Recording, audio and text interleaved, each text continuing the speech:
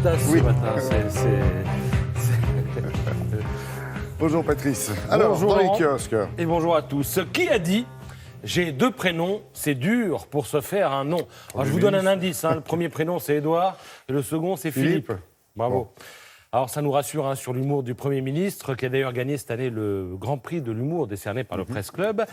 J'ai deux prénoms, c'est dur pour se faire un nom. C'est une formule que vous retrouverez dans l'édito que Benoît Gaudibert signe ce matin dans l'Est républicain. L'éditorialiste concède que plus personne désormais n'ignore le patronyme du Premier ministre et qu'il s'est montré suffisamment habile pour ne pas servir de fusible malgré la crise des Gilets jaunes.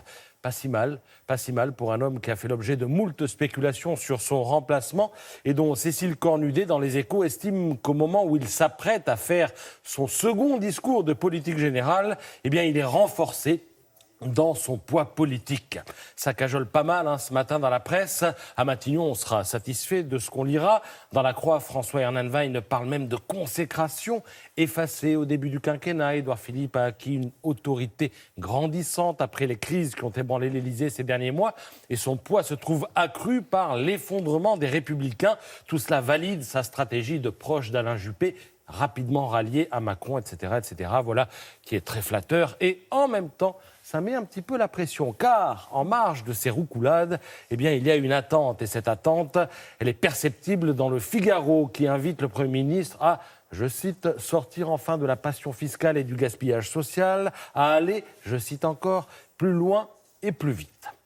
Alors pour Vincent Trémollet de Villers, le défi est triple. Il est économique, il est social, il est culturel aussi. Il urge de réconcilier les villes et les champs, la France Eurostar, celle des banlieues et celle oubliée des périphéries. C'est un défi herculéen, écrit l'éditorialiste, un défi qui contient tous les autres, rendre à la France son unité pour lui éviter de tomber dans la logique de l'archipel. Alors là, pardonnez la facilité, mais il se trouve qu'archipel rime avec chapelle et que les chapelles sont multiples et menacent de s'effondrer à tout moment sur le Premier ministre. D'où la succulente contribution de CAC à la une de l'opinion.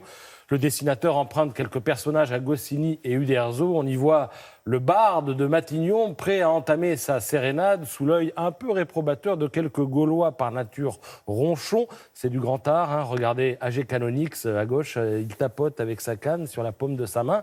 Il est prêt à cogner. A.G. Canonix, c'est évidemment l'icône des retraités. Non, parce qu'il suffit de jeter un œil aux unes de la presse régionale pour avoir une idée du champ de mine sur lequel avance Édouard Philippe. Les retraites, l'hôpital, la pression écolo, le déremboursement de certains médicaments, l'homéopathie notamment, le désenclavement, etc., etc. La liste complète, vous la trouverez d'ailleurs dans Libération, parce qu'elle est longue, cette liste. On peut y ajouter la patate chaude de la PMA.